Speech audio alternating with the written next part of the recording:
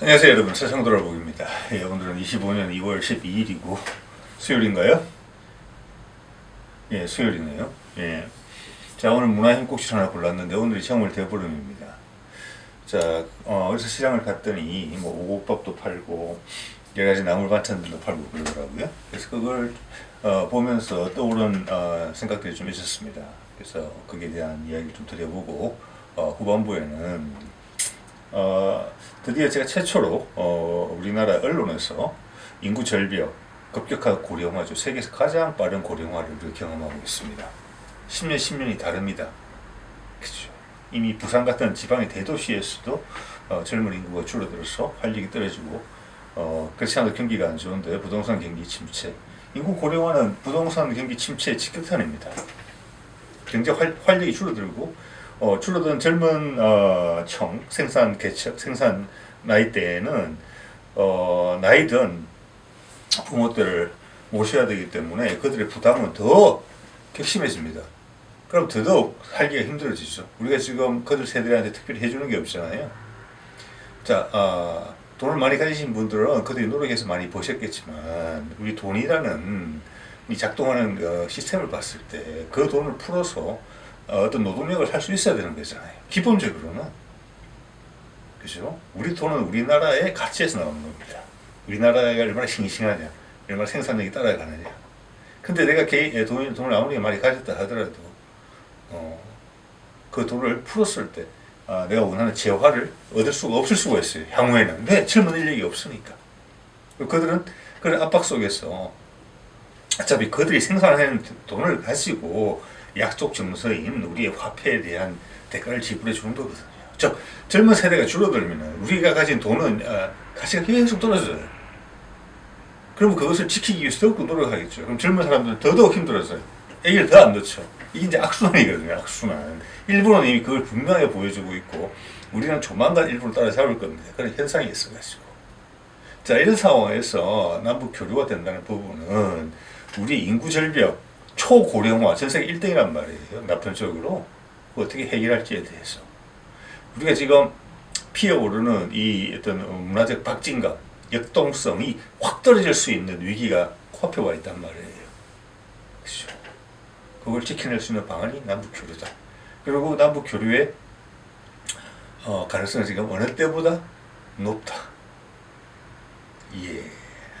자, 뭐 그거는 제가 뭐 정치높이는 데서 많이 말씀을 드리는 부분이니까 자, 그런 내용을 후반부에 좀 말씀을 드려보도록 하겠습니다. 자, 먼저 이제 정월 대보름 보면은 정월의 대보름이다. 즉 해가 바뀌고 설날이 돼서 설날이 지나고 처음 맞는 가장 큰 첫 번째 보름달이잖아요. 이것을 이제 기념을 한다는 것인데. 이게 참 의미가 있어요. 제가 예전에 그런 말씀드렸지만은 저는 문명은 동양에서 분명히 시작을 했습니다. 그래서 서방으로 이어졌어요. 동양 어딘지는 모르겠어요. 근데 우리도 상당히 뿌리가 깊은 연원을 가지고 있어요. 그리고 그들의 우리 조상들의 문화적 뿌리는 한반도에서 자생된 게 아니라 멀리서 흘러갔다. 그 어딘지를 찾는 노력을 좀 더 기울여줘야 된다. 제가 그런 데도 말씀드렸습니다만은 메소포타미아 문명이 꽃을 피웠을 때 수메르인들이죠. 예, 쓸 때 그때 뭐 농사가 이미 시작이 됐지 않습니까? 그런데 당시 유럽의 저 끝에 있던 영국은 신석기 시대였어요. 신석기 시대. 예. 그러면서 그 발전된 일단 수메르에 국한돼서 이야기를 하면 메소포타미아 문명이 퍼져나가서 이집트 문명에 활력을 줬고 그 수메르인들도 이주된 세력이에요. 아랍에 정착하면서 급격한 문화의 신장이 이루어졌거든요. 우리도 그랬을 겁니다. 우리도. 그걸 받아들여야 돼요. 우리의 정신과 우리의 육체는 태초부터 한반도에 국한돼 있었다. 이렇게 생각하시면 안 된다는 말씀을 드리는 겁니다. 예, 우리는 엄청난 문화적 역동성을 가진 민족이에요. 자, 그래서 그 아랍의 메소포타미아 문명이 활발해지면서 거기 아나톨리아 반도를 거쳐서 가장 지중해를 넘어서 가장 가까이에 있던 아시아는 가장 가까운 로마 그리스로 이전된 겁니다. 그래서 그들이 가졌던 그리스 지역의 유럽의 고대 문명하고 물론 한참 뒤쳐져 있었죠. 그게 아랍의 문명을 수용하면서 발전된 겁니다. 그래서 로마, 그리스 문명이 유럽 문명에 그리고 지금은 전 세계의 패권을 가지고 있는 백인 계열, 앵글로색슨 계열. 지금 그것도 일단 제물을 가고 있긴 있습니다만은 영국과 미국이 그렇게 된 거잖아요. 그러니까 역사가 완전히 객관성을 잃고 어떻게 있습니까? 서양인이 하는 것들은 모두 그들이 우수한 문명을 가지고 우리한테 이렇게 선사해 주는 거다. 그게 원래 동양에서 갔는데. 자, 그러면서 우리 조상들은, 선배님들은 문명이 돌고 돈다라고 이야기를 하고 있죠. 그래서 지금 뭐 소위 저명한 학자들이 이야기를 하는 게 지금 많은 부분에서 그렇지 않습니까? 중국의 부상만 해도 그렇죠. 한국이 부상하고 있어요. 미국은 시들어 가고 있어요.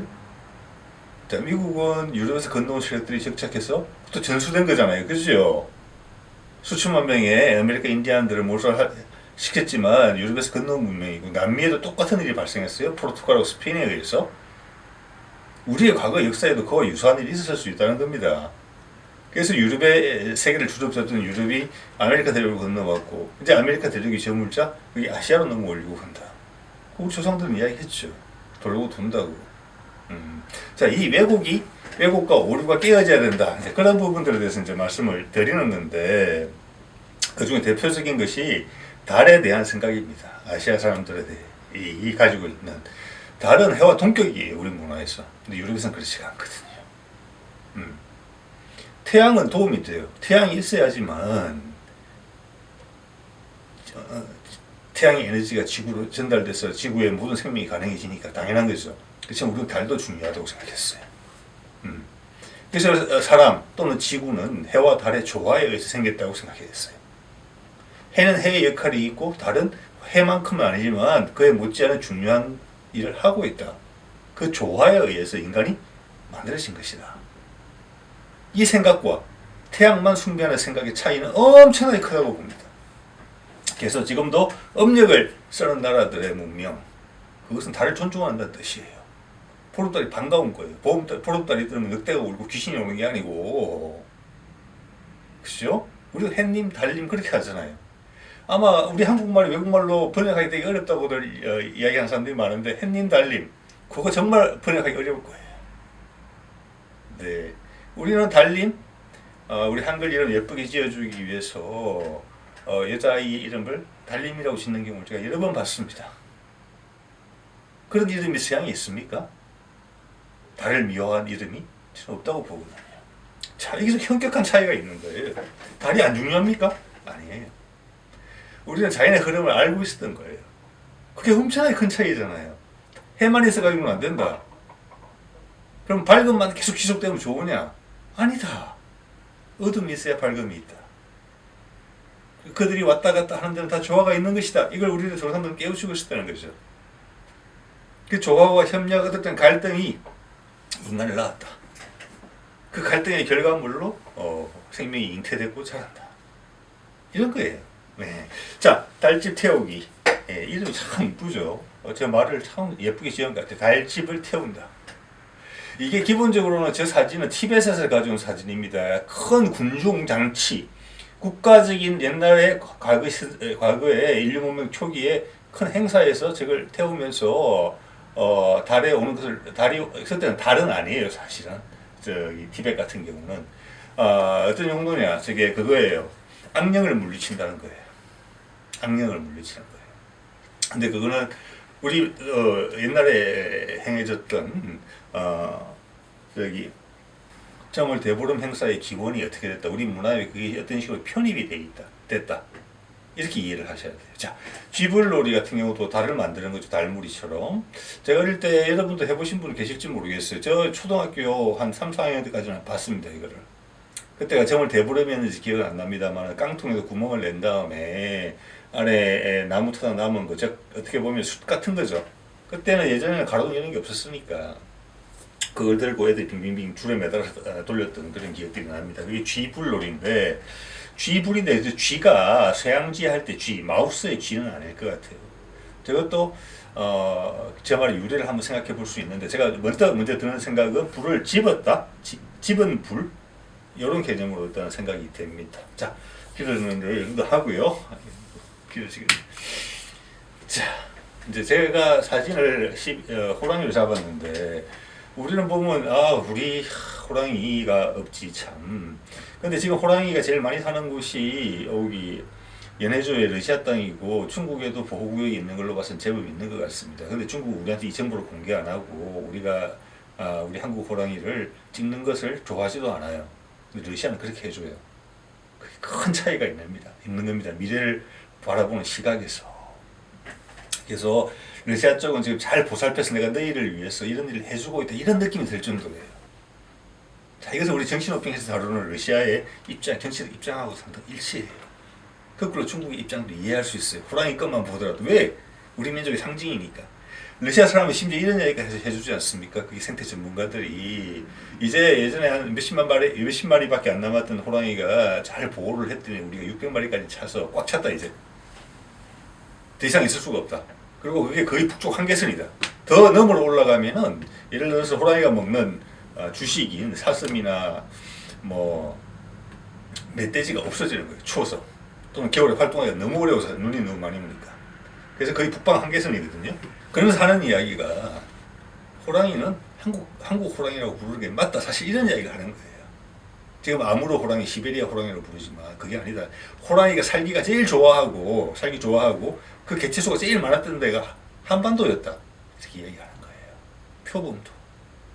그래서 그 말은 한국 호랑이라고 부르는 게 맞다는 이야기예요. 지금 우리 한 말도 없지만. 자, 그런 이야기가 있고요. 그래서 영어로 호랑이가 타이거거든요. 근데 시베리아에 있는 큰 숲은 타이가라고 불러요. 비슷하죠. 큰 숲.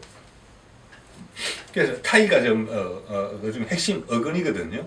타이는 이게 클 태자의 어근이라고 좀 봅니다. 우리가 대자가 있고 태자가 둘 다 써요. 다 쓰는 이유예요, 그게. 예. 이거 뭐 참고만 하세요. 제 생각입니다.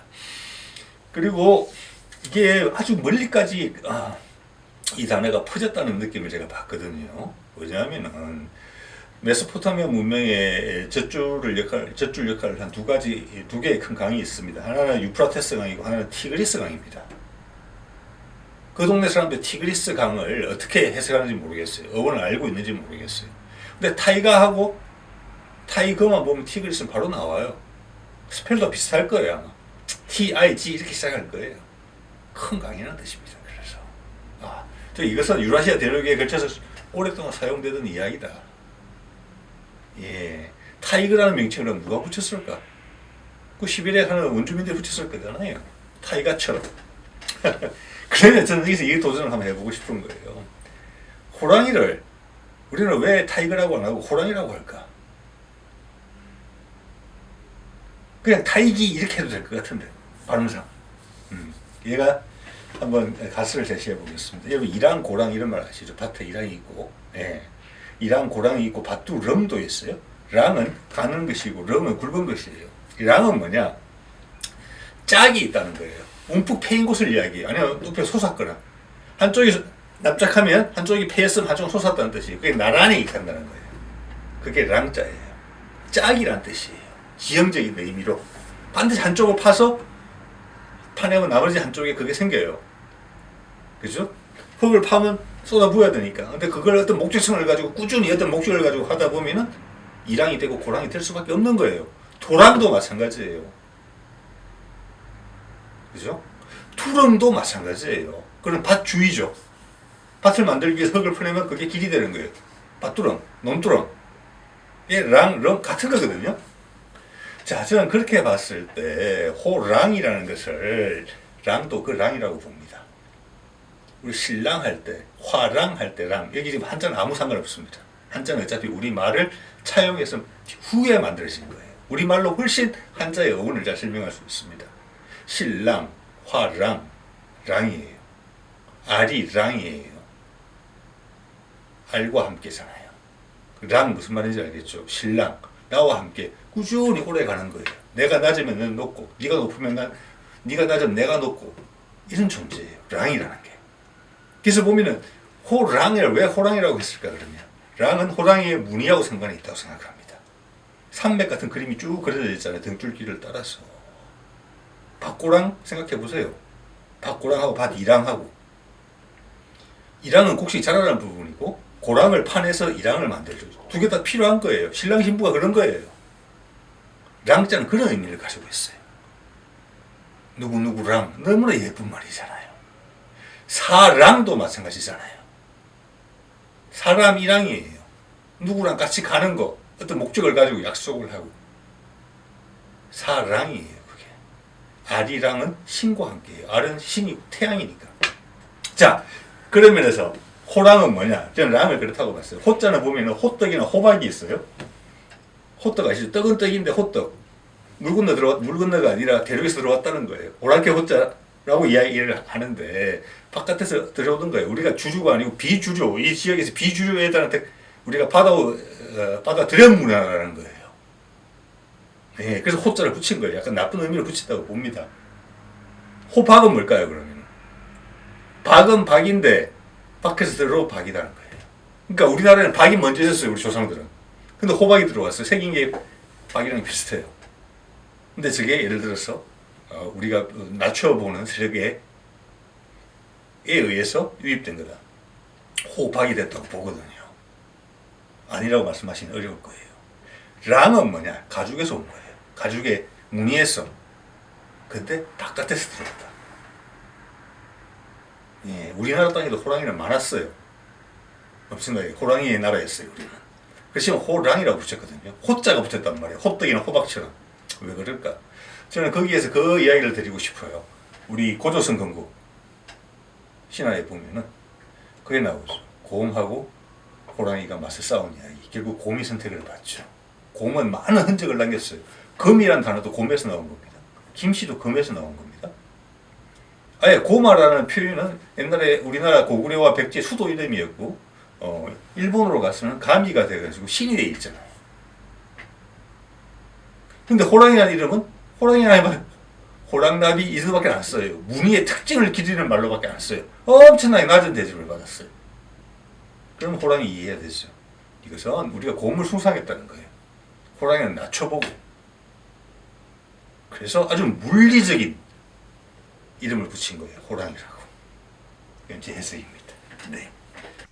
자, 이것은 제가 얼마 전에 한번 썼던 슬라이드인데 그때 드리고 싶었던 말씀을 채 못 드렸기 때문에 다시 한번 가져왔습니다. 자, 오늘은 뭐 시간이 걸리더라도 한번 해보겠습니다. 자, 최근에 뭐 내란 수계 해가지고 내란 우두머리, 수계가 우두머리라는 뜻이잖아요. 우두머리가 어디서 왔을까? 이거 보고 어디에 보면은 뭐 소머리 이런 이야기를 하는 경우도 있던데 전 그렇지 않다고 봅니다.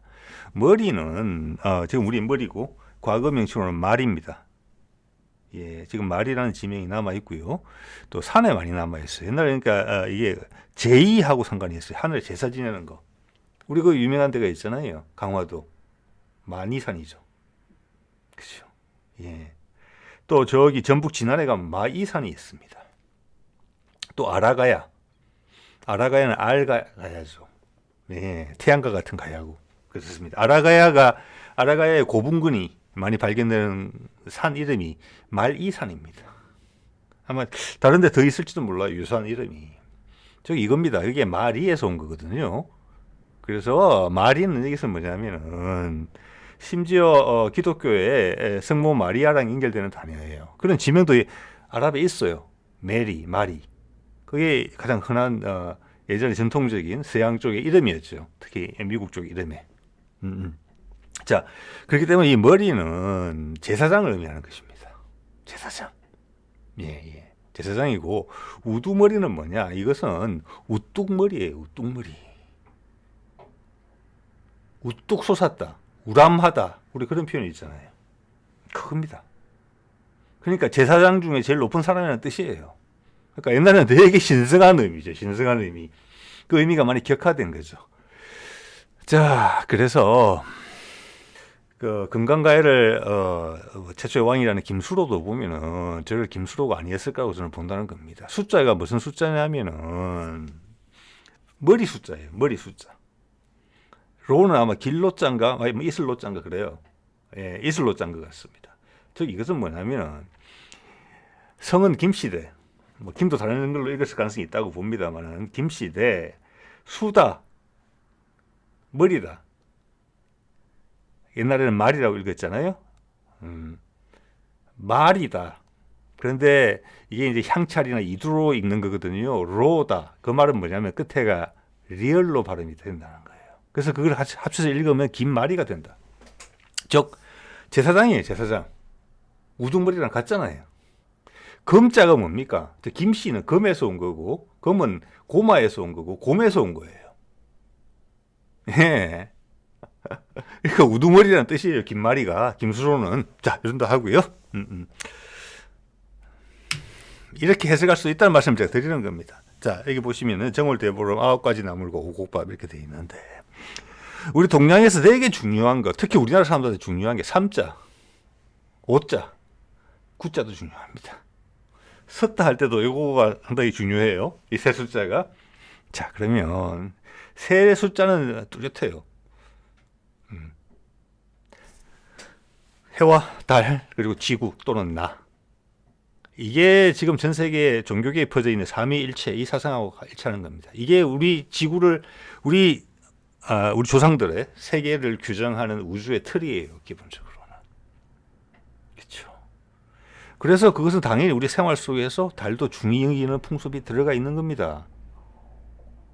그렇죠? 우리는 심지어 태음력을 더 많이 썼어요. 태양력은 농사에 중요해요. 태양의 높낮이가 중요하기 때문에. 그런데 우리 인간사는 그것만 갖고는 아니다. 그래서 음력이 끼어 들어간 거예요. 우리 많은 리듬은 달의 리듬에도 맞춰져 있어요. 그렇죠? 여자들의 달그리도 그런 예예요. 달이 우리한테 그만큼 해만큼 중요했다는 거예요. 이게 고급 문명이에요. 자, 5가지는 뭐냐? 목화토금수잖아요. 태양계에서 옛날 조상들이 관측할 수 있었던 별들입니다. 그거에 우리가 영향을 받는다는 거예요. 그 5가지 기운에 의해서 이게 움직인다는 거예요. 해와 달은 그 기본 틀을 잡고 있고, 그 영향이 5가지 색깔로 온다는 거예요. 어떻게 보면 점성술의 시초예요. 해와 달이라는 기본 틀이 있고, 그 사이에 5가지 기운이 왔다리 갔다리 한다. 그 각각의 기운은 음과 양이 있다. 특징이 있다. 그런데 지금 서양의 사고방식을 보면 상당히 기계론적 사고방식이거든요. 옛날 피타고라스, 우리 삼각함수 배웠을 때 나오는 피타고라스가 옛날 그런 말을 한 적이 있던 걸로 제가 기억을 합니다. 기하학으로 전 세계를 설명할 수 있다. 그게 대표적인 사례예요. 모든 걸 분석해서 과학을 극단적으로 발전시키면 모든 걸 수식화할 수 있다 생각하는 거예요.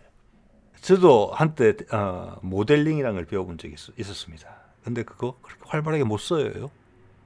예, 지금 결국 AI로 넘어갔잖아요. 사람의 머리를 흉내내는 것으로, 사람의 경험을 빨리 축적하는 방식으로. 이제 새로운 길이 열린 거예요. 즉 이것은 서양의 기계론적 사고방식, 수학적인 사고방식으로 전 세계를 분석할 수 있다. 사람의 마음까지 분석할 수 있다. 이게 지나갔다는 거예요. 안 된다고. 자, 그 기계론적 방법의 가장 단순한, 가장 잘 정립된 부분이 이진수입니다. 이진수. 0 아니면 1, 흑 아니면 100. 그게 우리 사람들의 마음을 다 난도질 해놨잖아요. 좌파 아니면 우파, 자유민주주의 아니면 공산주의. 세상이 그렇게 나눠집니까? 세상, 여러분, 아니잖아요. 그래서 트럼프가 지금 미국이 이익이 된다 하면은 뭐 적과도 동침을 하겠다. 우방국이라는 이유로 도와주지 않겠다. 예전 같으면 우리 대부분의 사람들 마음속에 자유민주주의 체제, 공산당 섞일 수 없는 색깔인데, 트럼프의 표현이 그래서 그렇지 실제로 그게 무너지고 있다는 거예요. 근데 그게 사실에 가까워요. 그게 현실주의자라고 이야기를 하더라고요. 아니에요. 제가 봐서는 그게 사실주의예요. 이때까지 우리가 헛개비 쓰고 살고 있는 거예요.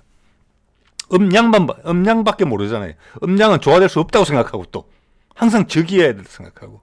우리 동양의 사고방식에 맞습니까? 아니죠. 그래서 오곡이에요. 십자는 5가지보다 많겠죠. 그렇죠. 상위층에는 3개가 있고 삼위일체가 있고 그 다음에는 오곡이 있어요. 그 다음 구자는 뭐냐? 구자는 우리 조상들은 십자를 상당히 두려워합니다. 십자를 두려워해요. 십은 완성을 의미하는 거고요. 종말을 의미하는 거예요. 또는 그래서 십자를 독자적으로 쓰는 걸 별로 안 좋아해요. 인간이 다다를 수 있는 가장 큰 인간은 완벽하지 못하는 전제가 깔려 있어요. 왜? 10이 완벽이기 때문에. 가장 완벽에 가까운 숫자가 9예요. 동양에는 홀짝의 개념이 완전히 다릅니다. 여러분 한번 잘 생각해 보세요. 홀은 어떻게 보면 좌파예요. 진보고, 짝수는 보수예요. 홀짝, 진보, 보수, 진보, 보수, 진보, 보수 이렇게 가는 거예요. 인간은 기본적으로는 진보적일 수밖에 없어요. 왜? 하늘에 다다르고자 하니까. 완벽해지고 싶어 하니까. 그 끝에 도달할 수 없지만. 그런 게 우리 숫자에 파악에 들어있어요. 그래서 9가 인간이 다 도달할 수 있는 가장 높은 숫자라는 거예요. 자, 그죠? 오히려 그것을 기존의 정치 개념으로 풀이하면 좀 복잡해져요. 단순한 거예요. 인간이 신이 될 수 없다? 그렇지만 끝까지 추구해서 도달한 곳이 9예요. 9에 가기 위해서는 안정도 했다가 도전도 했다가 안정도 했다가 도전도 했다가 이렇게 가는 거예요. 그래서 옛날에 청나라 시대에는 청나라가 세계의 두목이다 했을 때는 청나라만 팔짝 지붕이란다. 8개의 각을 가진 건물의 지붕 구조를 쓸 수가 있었습니다. 우리나라는 그걸 못 썼어요. 왜? 8이 뭐냐? 10은 하늘에 모든 게 완벽하고 조화가 되는 숫자. 즉 짝수는 그런 의미를 가지고 있어요. 자, 9는 도전이거든요. 홀수이기 때문에. 그런데 나는 지상의 하늘이거든요. 황제는. 그래서 8자를 쓰는 거예요. 그래서 대한제국 때 우리가 중국에서 벗어난다 하면서 8자 들어간 걸 아마 지금 조선 호텔 4억에 들어가 있는 그 건물, 제 이름 지금 당장 기억이 안 나는데 그 건물이 처음으로 8자 지붕을 쓴 겁니다. 네. 그래서 8이라는 게 그런 개념을 갖고 있고, 그래서 홀짝 우리가 그래 받아들여요. 우리 숫자 개념보다는 훨씬 그런 개념이 강했어요. 그래서 여러분, 짝수와 짝수를 더하면 항상 짝수가 돼요. 그것은 우리 조상의 숫자 관념으로 이해를 하자면은 그거 별로 안 좋은 거예요. 그러면 나태하고 뒤로 간다는 의미가 깔려 있어요. 왜? 홀수는 진전하는 건데 짝수와 짝수끼리 만나서는 안 돼요. 안정을 계속 원한다면 난 퇴보한다는 거예요. 높은 숫자를 못 올라가요. 왜? 계속 뭉그러지니까 조금씩. 자기에서 단순한 더하기 개념이 아님을 느끼실 겁니다. 그런데 근데 홀수하고 홀수가 만나요? 그럼 또 짝수가 돼요. 그것은 너무 지나친 혁신과 혁신이 부딪히면은 결과적으로는 세력 다툼이 강하게 되는 것이고, 그 자체는 안정된 기반 없이 그렇게만 달릴 수만은 없는 것이다. 그 또한 주저앉는다. 짝수와 같은 방식으로. 이런 것입니다. 제일 바람직한 것은 뭐냐? 짝수 더하기 홀수예요. 그럼 항상 홀수가 되는 거예요. 이것이 인간이 지향해야 하는 방향이다. 짝수의 바탕에 두고 홀수가 항상 전위에 서야 된다. 그게 양이면 양이고 하나는 음이면 음이에요. 그 두 개는 항상 상호작용하면서 서로 필요하다. 해가 떴다고 달이 사라진 게 아닌 것처럼, 달이 떴다고 해가 사라진 게 아닌 것처럼, 그게 우리 조상들의 숫자 관념에 그대로 드러나 있거든요. 그래서 이거 오곡밥에 9가지 나물, 10가지 나물이 되면 안 돼요. 8가지 나물도 안 돼요. 우리가 음식을 먹는다는 것은 에너지를 가지고 성장하겠다는 거예요. 그래서 무조건 8+1이 돼야 돼요. 그게 인간이 되돌아갈 수 있는, 인간이라는 한계 속에서 겸손이죠. 도달할 수 있는 최고의 결과물이기 때문에 그런 것입니다. 자, 또 이 음식 속의 지혜를 보면은 이런 나라가 있을까 싶어요. 동지 파쪽이 뭡니까? 동지는 해가 가장 낮고 밤이 제일 긴 때죠. 근데 이 보십시오. 동지 파쪽에 새알이 들어있잖아요. 새알이 뭡니까? 새로운 태양이에요. 알은 태양이니까. 새로운 태양. 그게 밑에서 스물스물 올라오잖아요. 색깔을 보세요. 예, 그냥 있는 상황을 정확하게 표현해 주는 거예요. 해가 제일 짧지만 그 밑에 큼큼함 속에서 새로운 해가 올라오고 있다. 이걸 보여주는 거죠. 자, 설떡국을 밑에서 볼까요? 이거 하얗죠? 빛이에요. 팥죽은 검었죠, 기본적으로는. 이겁니다. 왜? 제가 얼마 전에 말씀드렸는데 몽골에서는 설날을 하얀 음식을 먹는다고 그래요. 그들의 명칭이 아마 하얀 날인가 그랬던 걸로 기억이 나. 그와 유사한 느낌. 하얗다는 느낌이 들어있어요, 설날에. 서로 밝아온다는 느낌이죠. 그래서 우리는 떡국을 먹어요. 팥죽을 먹는 게 아니고 흰색이다 똑같은 거예요. 빛이 밝아진다는 거고, 또 떡국에 가래떡이 있잖아요. 그걸 썰어서 국을 끓이잖아요. 전부 다 동그란 거예요. 그것도 하얀 동그라미, 동지 팥죽은 검은 동그라미. 네, 이 정도 말씀드리고요. 자, 이거 갑자기 이 생각이 났어요. 저는 어릴 때 무조건 가시개라고 했습니다만은 학교에 가서 교과서를 보면 가위라고 돼 있고 아마 가세라는 표현을 또 많이 썼던 것 같아요. 가세. 이것은 제 할머니 때는 가세라고 그랬어요. 그런데 이 말이 의미하는 바를 잘 분석해 보면은 그래서 뭐 가장자리라는 표현을 아는데 저는 가장자리라는 언어를 낱말을 쓰지 않았기 때문에 우리는 항상 가세 이렇게 얘기했어요. 갓길이라는 표현이 있어요. 우리 가세길. 길 가다가 옆으로 비킨다 차가 와서 그러면 가세로 가라 이렇게 이야기했단 말이에요. 그래서 말 쓰신 분들 계실 거예요. 그래 우리도 그런 말 쓰잖아요. 표준말에도 길 가. 근데 가를 그 자체로 쓰지는 않잖아요. 그러니까 원래는 갓이었다는 건데 갓. 그러니까 가세가 되는 거죠. 지금 갓길이라는 표현이 있죠. 옛날에 짧게 나마 노견이라는 이상한 단어를 썼던 적이 있었습니다. 제일 바깥쪽에 있다는 뜻이에요. 바깥쪽에. 그래서 여기서 받침을 시옷에서 지엇으로 바꾸면 가죽이 돼요. 갓받치 할 때. 그래서 이거는 가장 외곽에 있는 거다. 그 경계선이다. 이걸 알 수가 있어요. 근데 이게 가위하고 무슨 말이 있느냐? 가세가 있잖아요. 가세.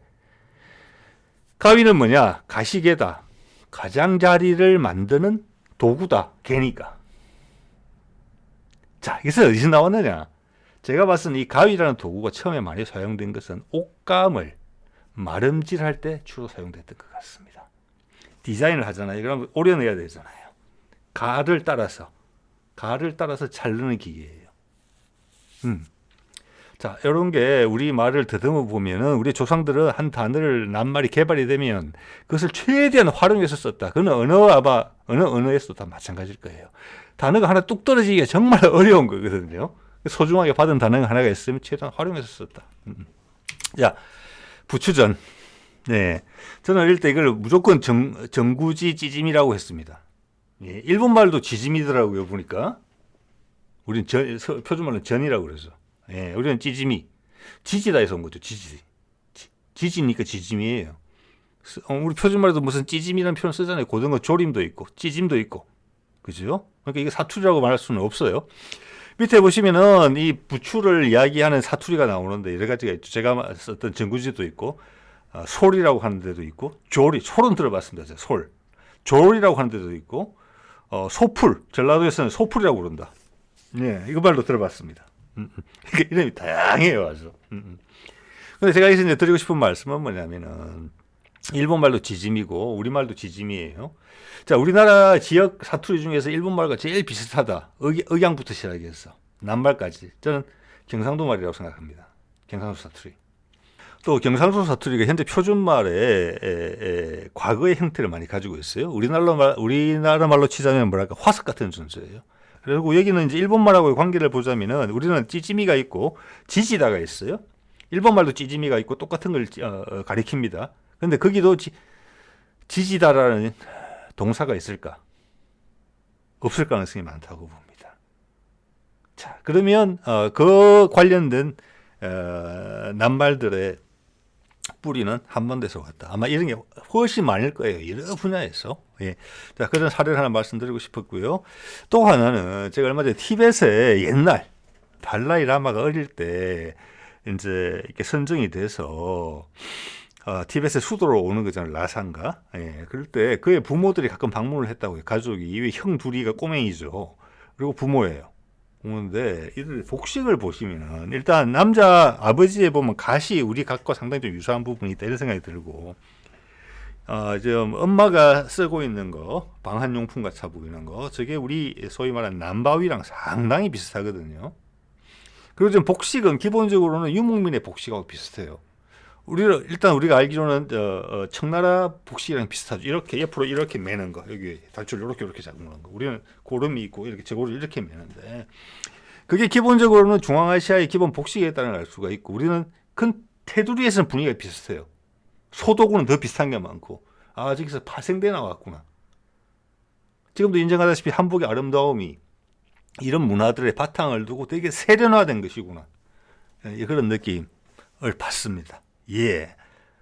자, 이 사진 한번 보여드릴게요. 이거는 티벳의 고위 관료라고 하는데 오른쪽에 있는 양반 한번 보십시오. 이런 사진들 쭉 있더라고요. 동영상들이. 우리 갓이랑 되게 비슷해요. 갓 꼭대기에 장식만 딱 떼면은 좀 전에 그 달라이라마 아버지처럼. 우리도 그 조선시대 같은 경우에 보면은 신분에 따라서 갓의 크기가 달라지는 거지 않습니까? 예, 그게 있고 귀에 이렇게 갓 밑에 매달린 이런 장식도 보면은 우리도 옛날 양반들이 맬 때 이게 축소된 형태지만요 같은 역할을 하는 것들이 붙어 있었단 말이에요. 갓에 달리거나, 그렇죠? 가슴에 달린 것은 뭐냐? 이것은 약간 청동 거울 비슷한 것인데 이것은 과거 우리나라에서 발견된 우리나라 구석기 박물관에 가면 있습니다. 그리고 시베리아 지역의 옛날 샤만들, 무당들의 복식에도 이게 꼭 들어있어요. 방울하고 함께. 이것은 뭐냐? 상대방이 나를 쳐다볼 때 번쩍번쩍 하다는 겁니다. 얘기가. 태양이라는 거예요. 태양. 태양. 자, 이것이 원초적으로 많이 남아 있었다. 예, 우리는 양반이 이 정도는 하지 않았죠. 예. 그래도 왕족의 옷에 보면은 우리 가운데 가슴에 이렇게 둥근 무늬가 있다는 건 아마 아실 겁니다. 그게 그런 식으로 낙착이 됐다고 보시면 돼요. 일반 양반은 그게 없고 왕족의 옷에 보면 골룡포 같은 데 보면 가슴에 원이 있습니다. 이렇게. 뭐 용이 그려져 있고 그런 건데 그런 걸로 남아 있다고 봐지거든요. 그래서 전체적인 분위기가 비슷하다. 생김도 그렇고. 자, 이것이 말해주는 바는 티벳에 되게 엄격한 신분 사회였다고 하는데 이게 1940년, 50년 요때 아닙니다. 1900년대 초의 영상이에요. 예, 1900년에서 1950년 사이 그때 영상인데 그러면 이들의 복식이 가르쳐 주는 것은 뭐냐면 이게 불교하고는 전혀 상관이 없는 거거든요. 예. 즉 이것은 불교가 들어오기 훨씬 전에 있었던 어떤 고대 종교의 흔적이다. 그래서 그런 점에서는 우리도 많은 공통점이 있다. 자, 누구 하나도 그런 공통점, 이들의 뿌리가 어떻게 연결되고 상호작용을 했는지에 대해서는 그 어떤 인류학자도 별로 관심이 없는 부분이에요. 근데 요즘 유튜브라는 세상이 돼서 이렇게 보면 보인다는 겁니다. 그런 것들이 신석기 시대부터, 청동기 시대부터 있었던 문명이에요. 이게 거울, 목에 그는 게. 예. 자, 티벳 상류층 여인들의 사진인데 제가 딱 이걸 보면서 처음 느낀 것은 이제 옷이라는 부분이 옛날에 이랬을 거예요. 왜냐하면 이게 지금 현재 몽골 쪽에 있는 옷이랑 비슷하고 유목민들, 그리고 우리 청나라도 만주족 기본적으로 몽골 유목민이었단 말이에요. 그들의 옷과 비슷한 점이 있어요. 우리 옷은 여기서 상당히 앞서갔어요. 한두 걸음 더 나갔어요.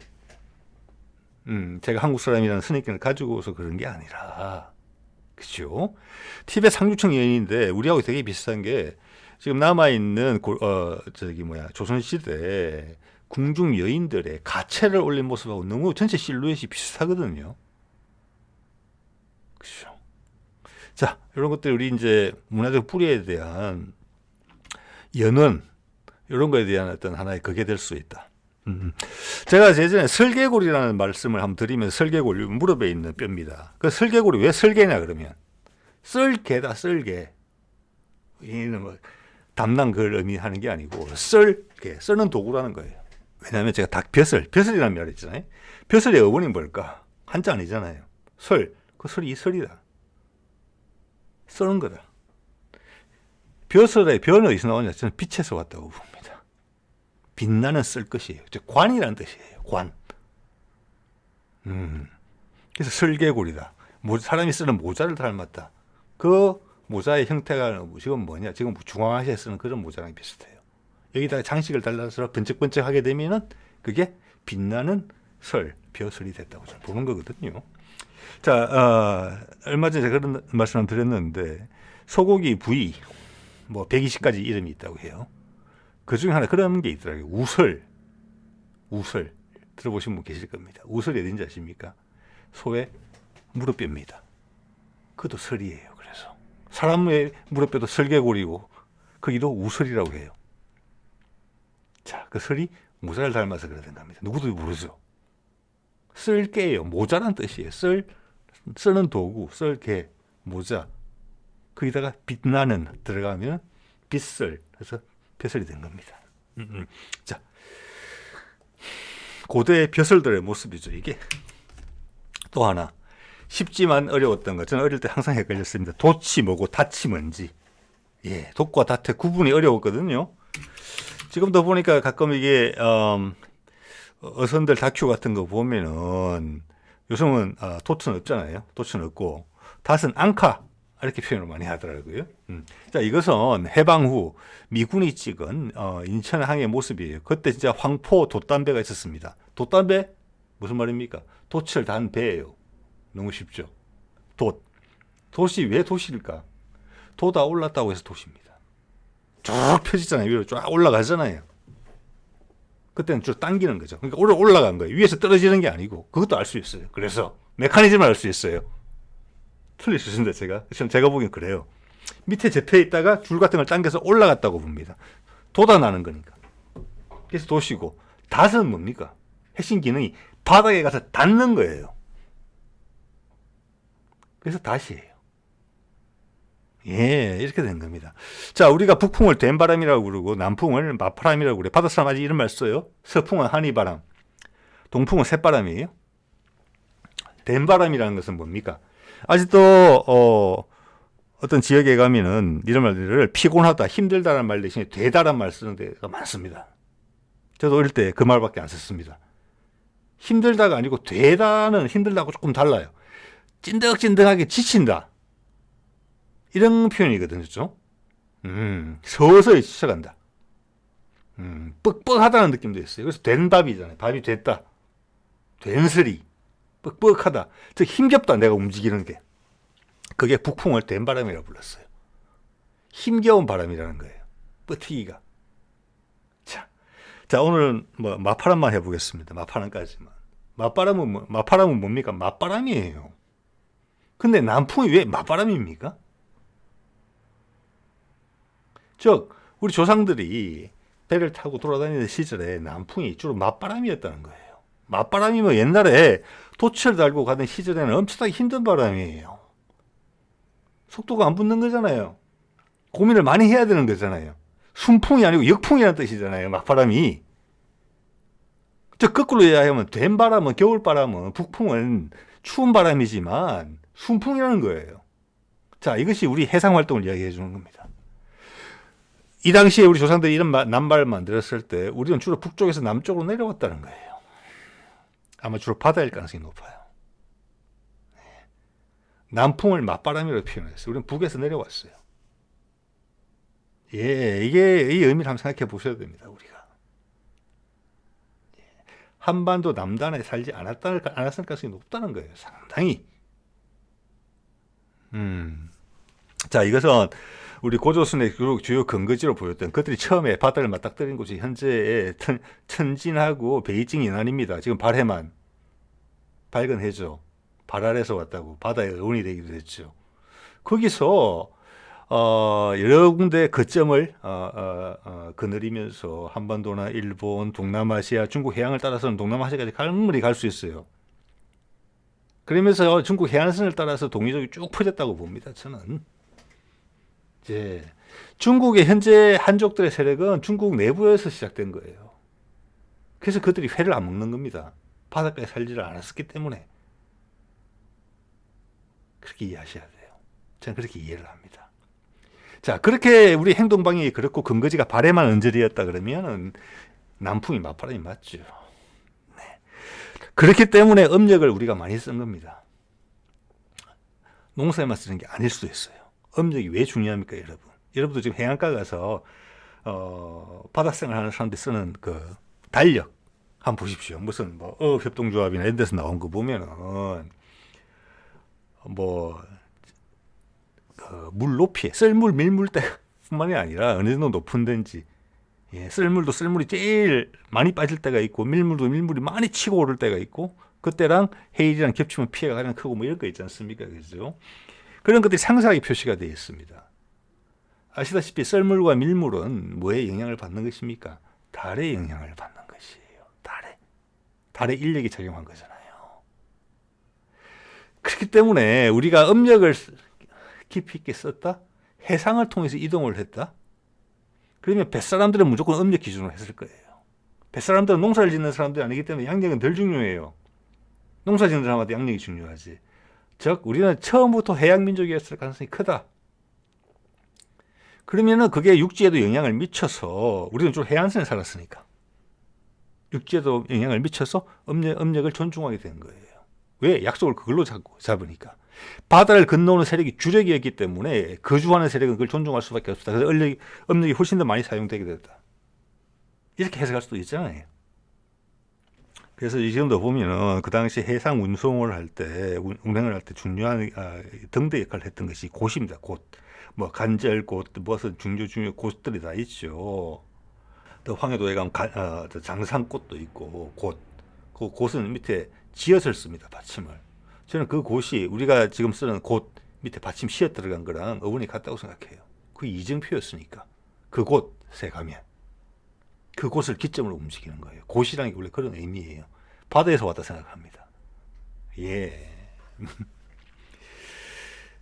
그래서 예전에 섬이란 단어가 어근이 대해서 어떤 분이 댓글을 남기셨는데 제 동의가 되더라고요. 섬은 쉬다에서 왔다. 쉼에서 왔다. 바다가 섬이 있으면 쉬어간다. 철새가 그러잖아요. 철새는 무인도 섬에서 쉬어갑니다. 물도 보충하고 밥도 먹고 또 휴식을 취했다가 다시 날아가요. 몇천 킬로 날아갈 때. 그러면 우리 동북아에 있는 섬들이 그런 역할을 할 수 있잖아요. 우리는 해양이 주력인 세력이었으면 한동안. 그러면 쉬는 곳이다. 섬. 맞죠? 외국이 예전에 개화기에 외국에서 뭐랄까 통상을 강요하면서 군함을 끌고 우리를 윽박지르려고 할 때 그들도 항상 강화도 근처에 섬에 머물렀어요. 남해 근처에 섬에 머물렀어요. 그래서 육지에 압박을 넣었어요. 응? 쉬어가면서. 네. 오늘 아까 말씀드렸죠. 코리아 디아스포라. 디아스포라라 그러면 우리말로 하면 동포란 뜻입니다. 동포. 우리하고 뿌리가 같은데 우리 문화를 유지하고 있는데 해외에 있는 사람들. 여기 볼까요? KTV. KTV. 이번 내란 국면에서 희한한 짓을 많이 했죠. 이런 거, 방향 전환하는 게 많이 보여요. 다른 언론도 그렇습니다. 고려인 동포가 인구 위기 해결책. 여기서 이제 중앙아시아를 좀 다루고 있는데요. 50만 고려인 동포 인구 위기 해법되나. 고려인 동포가 인구 위기 해법되나 말되죠. 이것과 이것이 이제 연계되는 게 처음 나와요. 이러면 이게 북한과도 연계될 수 있다는 거거든요. 그 말은 지금 참아 못하죠. 그런데 이런 생각들이 있다는 겁니다. 없었을 리가 없지요. 분위기가 맞으면 금방 불거져 나올 거예요. 즉 우리 당국자들이 엄청나게 큰 걱정을 안 하고 있다는 거예요. 인구 절벽을 코앞에 두고도. 왜? 우리는 해결책이 있으니까. 그걸 위해서라도 남북 교류가 활성화되어야 되는 이유가 충분하고 남아요. 일본의 경우를 볼까요? 자, 다카시라고 일본 친구죠. 이게 보면은 일본 사람들이 걱정하는 게 전체 이거 엔화 약세. 이거랑 고령화는 연결이 되어 있죠.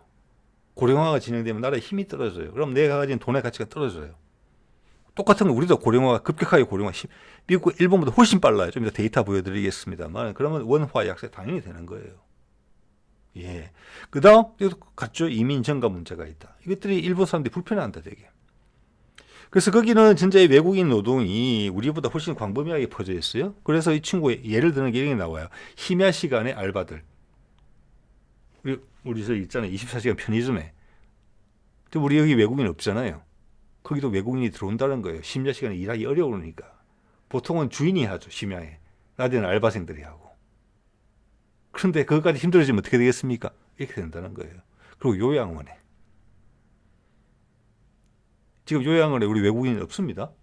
근데 이거 일본의 사례를 보면 이대로 될 것 같다는 생각이 딱 들죠. 이러고 싶으세요? 그건 아니잖아요. 그렇죠? 예.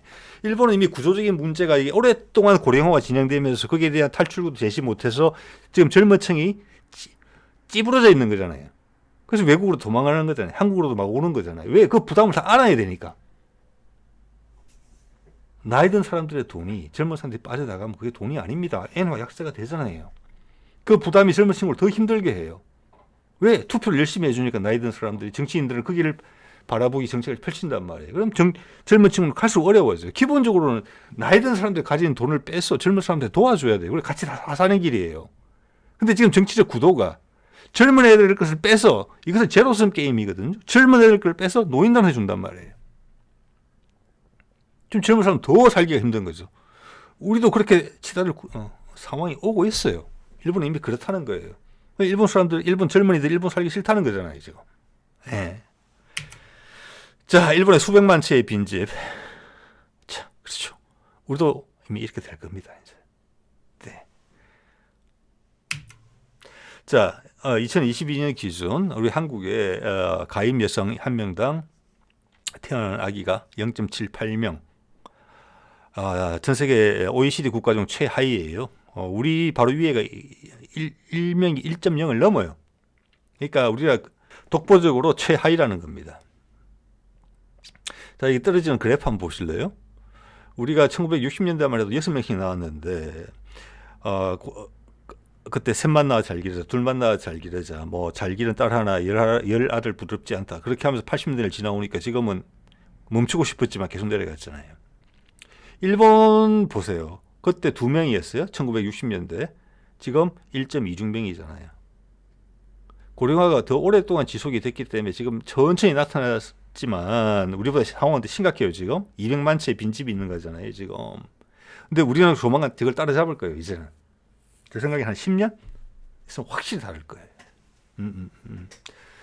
자, 그래서 이런 좀 포괄적인 시야를 가져야 된다. 맥락이 있는 시야를 가져야 된다. 예. 여러분 혼자만 내 걸 지킨다고 해서, 나만 잘한다고 해서 되는 게 아니다. 주변에 같이 신경을 써야 된다. 우리라는 생각을 다시 한번 해야 된다. 같이 죽는 거다. 자, 우리 인구 구조를 보세요. 1960년대는 엄청난 피라미드형이죠. 이것은 밑에가 아이들이 엄청나게 태어난다는 겁니다. 이게 이제 쭉 올라갈 거잖아요. 오른쪽 24년 쭉 올라갔는데 아이들이 너무 안 태어나요. 항아리도 이렇게 세우면 못 써 있습니다. 이제는. 여러분이나 40대, 50대, 60대 초반까지 인구가 제일 많아요. 그게 베이비 부머 세대예요. 우리 그 밑으로 쫙 줄어들잖아요. 지금 이게. 애가 적으면 더 적은 아이가 태어나잖아요. 같은 출산율이 유지되더라도. 우리는 이거 이미 돌이킬 수 없어요. 전 세계 최악의 고령화가 될 거예요. 근데 우리가 그렇게 걱정합니까? 안 해요. 걱정 안 한다는 것은 아까 KTV 기사에서처럼 저걸 염두에 두고 있기 때문에 그래요. 젊은 사람들보다 돈 많이, 아기들 많이 놓으라고 여러 가지 정책적 방향도 펼쳐야 되겠지만, 북한과 소통이 됐을 때 북한이 쉽게 개발될 수 있도록 다리 놓고 철도 놓고 전력적 연결 준비하고 이렇게 하는 게 사실 더 효과적일지 몰라요. 실제 그래 하고 있고 우리가. 그리고 그 분위기는 무르익어 왔고. 자, 이게 이제 북한과 남한의, 북한 건 21년, 우리는 24년이네 인구 피라미드입니다.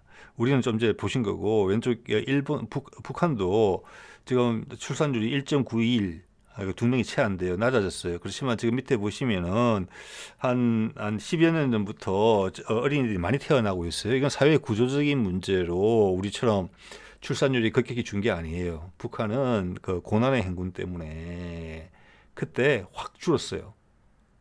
그러다가 그 경제적 최악의 상황이 지나가니까 인구가 다시 늘고 있어요. 즉 이것은 앞으로 여건이 괜찮아지면은 아기를 더 놓을 수 있다는 이야기예요. 이게 우리가 기대는 바가 엄청나게 크죠. 우리는 중위 연령이 46세예요. 자, 그래서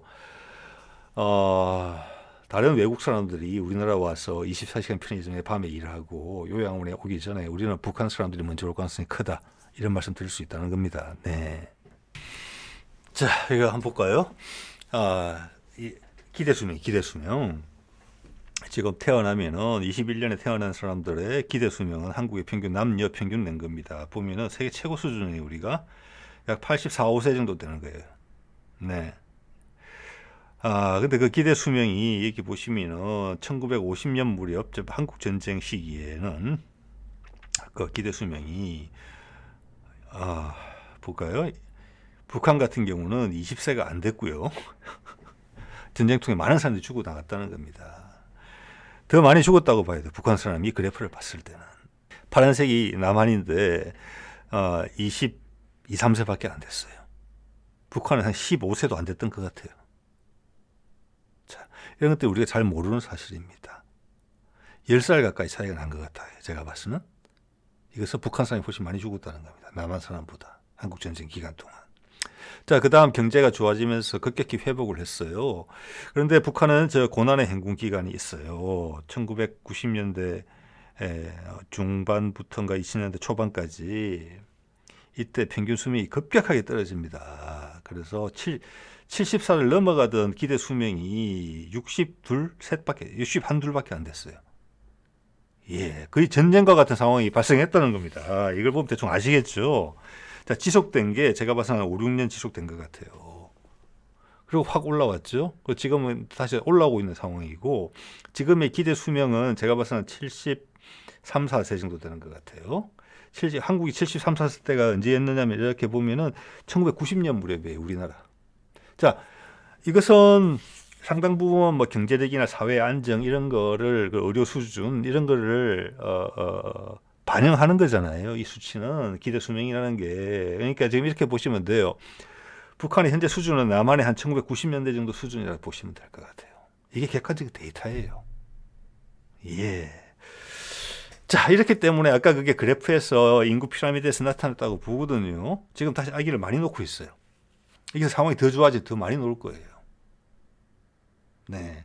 한국의 남한의 인구는 5천만 정도에서 정체되지만 남북 교류가 많이 활성화돼서 경제적인 인센티브가 주어진다, 북한에다가. 그러면 물론 남한도 더 많이 놓을 가능성도 있어요. 그래서 북한의 인구가 더 빨리 늘어날 가능성이 높다. 지금 얼마입니까? 예, 한 2,600, 700만 정도 되는 거잖아요. 그래서 남북의 인구가 비슷해질 가능성도 있다 이렇게 봅니다. 본격적으로 섞이게 되면은 그때는 그게 별 의미가 없겠지만 남이냐 북이냐는. 자, 오늘 이 정도 말씀드리도록 하겠습니다. 네.